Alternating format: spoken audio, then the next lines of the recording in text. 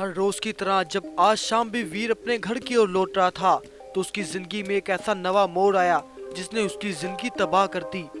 उससे एक चित्र मिला जिसमें लिखा हुआ था, तेरी वो माँ जिसमें हर तरह की खूबी और शक्ति पाई जाती थी, तेरा वो जंगल जिसमें कल तक तेरे और तेरी माँ के नियम चलते थे, अब जल्दी यहाँ मेरे नाम की गूंज उठेगी क्योंकि मैं तेरी माँ के साथ तेरी सेना भी उठा लाया और मैं उन सभी की ताकत हासिल करने के बाद इस धरती पे राज करूंगा।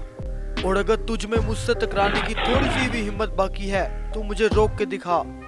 धरती से कोसों दूर आसमानी दुनिया में रहने वाला वो राक्षस बाघ जो कि आज से 2 दिन पहले वीर शेर की माँ को एक मजबूत कवच में कैद करके अपने साथ अपनी दुनिया में उठा के ले गया था, क्योंकि इन सभी कारनामों के पीछे उस राक्षस बाघ का एक बड़ा मकसद था। आखिर वो अपना कौन सा मकसद पूरा करना चाहता था और क्या रहस्य उसकी दुनिया का, चलिए जानते हैं। दरअसल वीर शेर की माँ रीना शेरनी के पास कुछ ऐसी अद्भुत जादुई शक्तियाँ थी जिसकी मदद से वो सूखे मुरझाए हुए पेड़ों को हरा भरा कर देती थी और उन पर कुछ ही दिनों में फल उगाते थे। और जिन नदियों में भी सूखा पड़ जाता, रीना शेरनी अपनी जादुई शक्ति की वजह से उसमें पानी ले आती। जंगल में जहाँ कहीं भी वो बूढ़े गरीब जानवर देखती तो उनके खाने के लिए उनको बेहतरीन खाना देती थी। लेकिन वो उधर दूसरी दुनिया में राक्षस बाघ एक ऐसी दुनिया में रहता था जहाँ उसकी अनुमति के अलावा एक चिड़िया भी पर नहीं मार सकती थी, क्योंकि उसने वहाँ एक मजबूत कवच लगा रखा था। धरती लोक पे कब्जा करने के लिए मेरी सारी शक्तियाँ काफी नहीं, मुझे अब बहुत ही शक्तियाँ और ताकत चाहिए। उन्हें हासिल करने के लिए मुझे वंदना शेरनी के जंगल के उन ताकतवर सिपाहियों की सारी ताकत हासिल करनी होगी, फिर जाकर मैं धरती पे राज कर सकूंगा। इतना सोचकर राक्षस बाघ आसमानी दुनिया से रीना शेरनी के जंगल उतर आया और जब उसने बहुत से सिपाहियों को एक जगह खड़े देखा तो अपनी शक्तियों की मदद से एक मजबूत कवच उनके इर्द गिर्द खड़ा कर दिया, जिससे वो सभी उसके कैद में आ गए और उनको बड़ी चालाकी से अपनी दुनिया में ले जाने लगा। लेकिन ये सारा सीन रीना शेरनी का बेटा वीर देख रहा था। माँ वो देखो, वो राक्षस बाघ हमारे सभी सिपाहियों को ले जा रहा है। ये सुनकर रीना शेरनी राक्षस बाघ का पीछा करने लगी और उसने अपनी मजबूत शक्तियों से एक आग का गोला उस जाल पे फेंका, जिससे वो मजबूत कवच टूट गया और सारे सिपाही वापस आ गए। लेकिन उधर राक्षस बाघ का मकसद पूरा ना हो सका और वो गुस्से में अपनी दुनिया में वापस आ गया। उसकी आंखों में अब बदले का खून उतर आया था।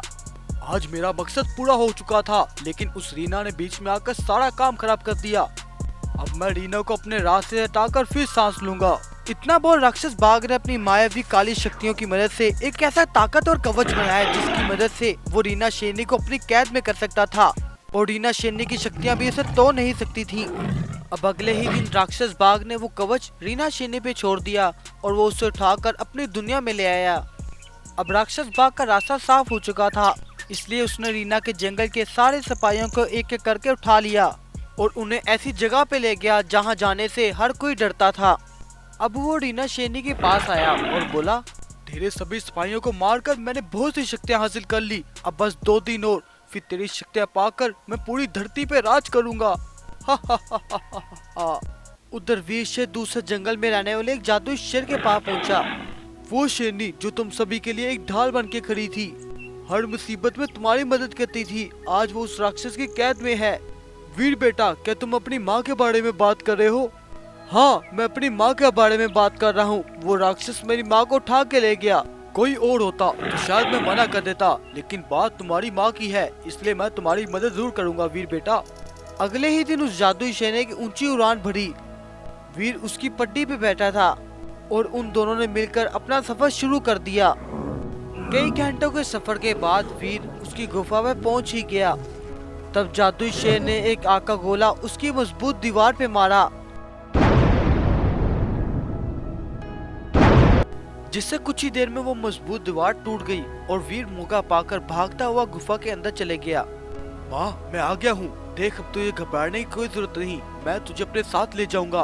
अरे नहीं वीर बेटा, अगर तुमने ये मजबूत कवच तोड़ने की कोशिश की तो मैं यही मर जाऊंगी। लेकिन हाँ वीर बेटा, मुझे ज़ाद कराने का सिर्फ एक तरीका है, मैं तुझे एक नक्शा देती हूँ। उस जालिम बाघ ने हमारे सारे सिपाहियों के कंकाल वहीं छुपा के रखे हैं, तुम्हें हर हाल में उस गुफा तक पहुँचना है। अगर तुम उस गुफा में पहुंचकर हमारे सिपाहियों के कंकालों को जलाने में कामयाब हो गए तो वो राक्षस बाघ खत्म हो जाएगा, जिसकी वजह से मैं भी आजाद हो जाऊंगी। अब वीर ने अपनी माँ से उस नक्शे को ले लिया और आगे क्या करना है वो सब देख लिया और नक्शे के मुताबिक उस गुफा को ढूंढने के लिए निकल गया। लेकिन आज अमावस्या की काली रात थी। तब राक्षस बाघ एक ऊंचे तख्त पे खड़ा हो गया।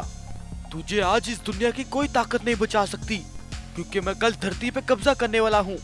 लेकिन अगर खुदा ने मेरी सुन ली तो फिर मौत भी तुझे आएगी राक्षस। उधर आज वीर ने कई रातें जाकर बहुत से समुद्र पार कर लिए और कई टापों को टाप कर वीर अब उस गुफा की तरफ पहुंच ही गया था। लेकिन उधर आज राक्षस बाघ ने रीना शेरनी को उस कवर से निकालकर मजबूत डंडों के साथ बांध दिया था और कुछ मंत्र पढ़ने लगा। और इधर आज वीर भी उस गुफा तक पहुंच गया और भागता हुआ उस गुफा के अंदर चले गया।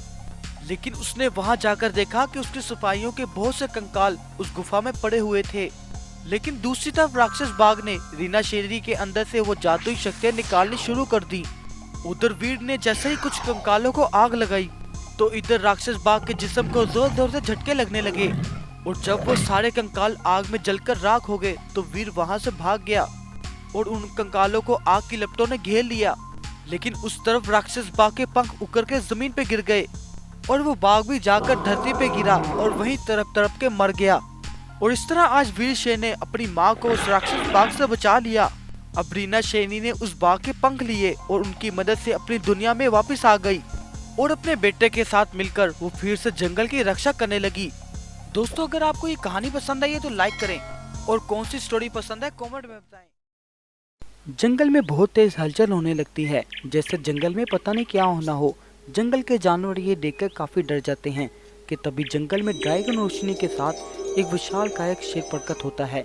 उसकी आंखों में खून उतरा हुआ था और वो बदले की आग में जंगल के जानवरों पे बेवजह हमला करके उनको अपने पैरों तले कुचल देता है और उनको जान से मार डालता है। रघु, तुम जहाँ कहीं भी छुपे हो, लेकिन मेरी बात ध्यान से सुन लेना। मेरा जादू डायमंड मुझे 2 दिन में वापस चाहिए। अगर तुमने ऐसा ना किया तो तुम अपना अंजाम खुद जान लेना। ये सारी बातें पास ही में छुपा हुआ रघु का एक सिपाही सुन लेता है। इतना कहकर विशाल शेर अपनी जादुई शक्तियों का इस्तेमाल करता है और वहाँ से चले जाता है। दूसरी तरफ जब रघु को इस बारे में पता लगता है तो वो भागते हुए जंगल में निकलता है। वहाँ जाके वो देखता है कि जंगल में हर तरफ लाशें ही लाशें बिखरी हुई हैं। ये देखकर रघु तो हैरान रह जाता है कि तभी रघु का सिपाही बोलता है, महाराज, ये सारी तबाही एक विशाल शेर ने की है। वो कह के गया है कि अगर 2 दिन के अंदर मुझे मेरा जादुई डायमंड वापस ना मिला तो अगली तबाही का जिम्मेदार महाराज आप होंगे। मैंने किसी से कोई डायमंड नहीं लिया। आखिर वो किस डायमंड की बात कर रहा था? दरअसल विशाल शेर अपनी रंगीन चीतों की सेना के साथ अपने दुनिया में खुशी से रहा करता था। विशाल शेर और उसकी सेना के पास एक जादुई डायमंड था जिसकी मदद से वो अपने पास कुछ भी हासिल कर सकते थे।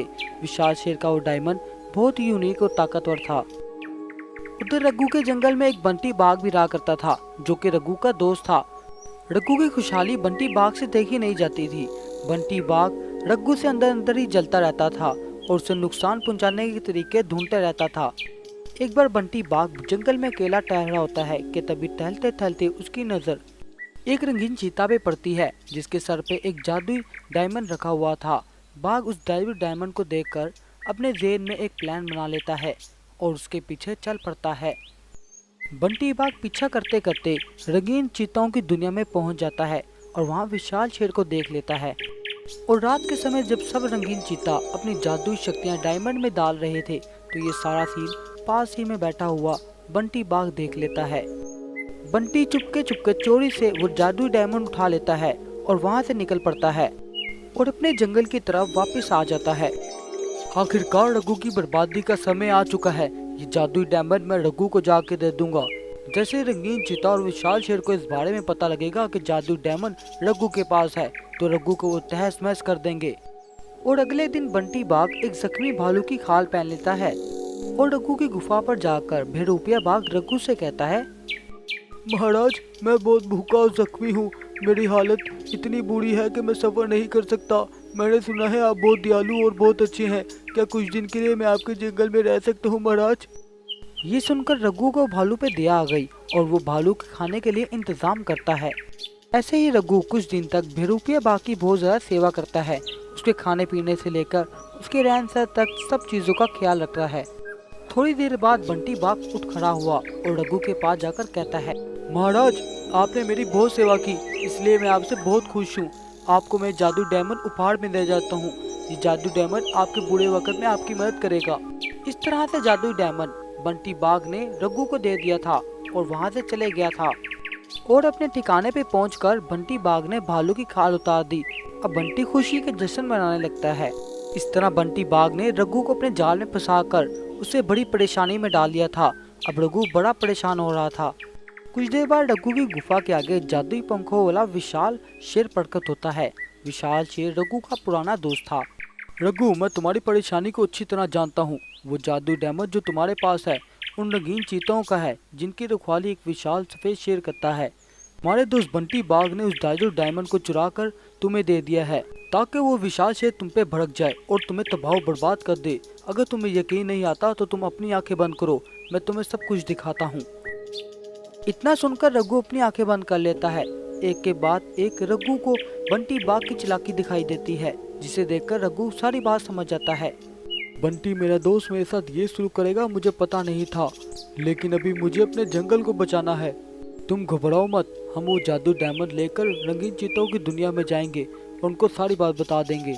इतना कहकर जादुई शेर रघु को अपनी पीठ पर बिठा लेता है और दूसरी दुनिया के लिए आसमान में निकल पड़ता है और रंगीन चीतों की दुनिया में पहुंच जाते हैं। विशाल शेर अपने सामने जादुई शेर को आता हुआ देखकर बड़ा खुश होता है। विशाल शेर और रघु बंटी बाघ की सारी चालाकी बता देते हैं और जादू डायमंड विशाल चीतों को वापस कर देते हैं। रघु, जिस चीज की हम तुम्हें सजा दे रहे थे हमें माफ करना, वो गुनाह तो तुमने किया ही नहीं, लेकिन तुम एक बात याद रखना, बंटी बाघ को उसकी सजा बहुत बड़ी मिलेगी। इतना कहकर विशाल शेर बंटी बाघ को अपने सामने ले आता है और उसके ऊपर अपनी जादुई शक्तियों का हमला करके उसे एक पत्थर का बना देता है। रघु शेर अपनी पत्नी रीना शेरनी के साथ जंगल का ख्याल रखते हुए सब जानवरों के साथ खुशी खुशी रहने लगते हैं।